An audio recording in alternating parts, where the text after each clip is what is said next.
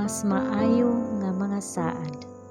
Mayo 8. Apan karon nabato na niya ang usa ka ministeryo nga labing maayo, sa paagi nga siya ang manlalaban sa usa ka labing maayo nga tugon nga gitukod pinasikat sa labing maayo nga mga saad.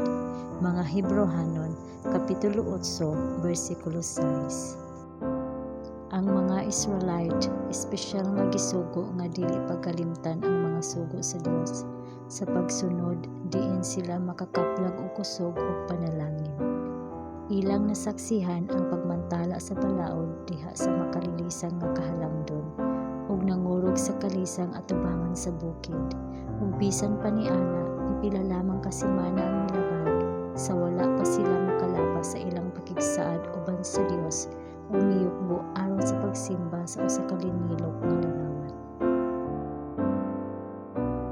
Dili sila makalaom sa pabor sa Dios pinaagi sa usa ka pakigsaad nga ilang gilapas, ug karon sa pagkakita sa ilang pagkamakasasala ug sa ilang panginahanglan sa kapasayloan, sila nadala sa pagbati sa ilang panginahanglan sa manluluwas nga gipadayag diha sa Abrahamikong pakigsaad ug gilandungan diha sa mga halad nga halad.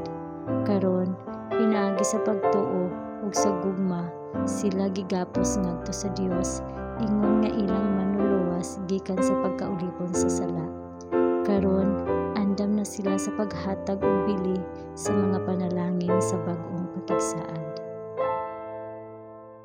Ang mga termino sa daan nga pakigsaad mao ang pagtuman ug pagkinabuhi. Kung ang usa ka tawo mobuhat, siya mabuhi diha kanila.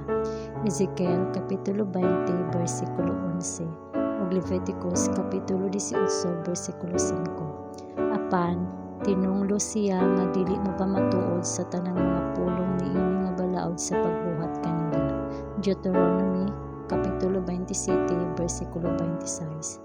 Ang bag-ong pakigsaad gitukod diha sa mas maayo nga mga saad. Ang saad sa kapasayloan sa mga sala ug sa grasya sa Dios sa pagbag-o sa kasing-kasing sa pagdala niini ngadto sa pagpahiuyon sa mga prinsipyo sa balaod sa Dios. Ang mga panalangin sa bag-ong pakigsaad gipasukad lamang sa kaluoy sa pagpasaylo sa pagkadili matarong og mga sala. Ang tanan nga nagpaubos sa ilang mga kasing-kasing nagsugid sa ilang mga sala makakaplag og kaluoy ug grasya ug kasiguruhan. Ang Dios ba sa pagpakita og kaluoy sa makasasala mihunong sa pagkamatarong? Gipakaulawan ba niya ang iyang balaan nga balaod ug sukad ni adto dili na ba niya pasagdan ang paglapas niini? Ang Dios tinuod, dili siya magbag-o. Ang mga kondisyon sa kaluwasan maora gihapon.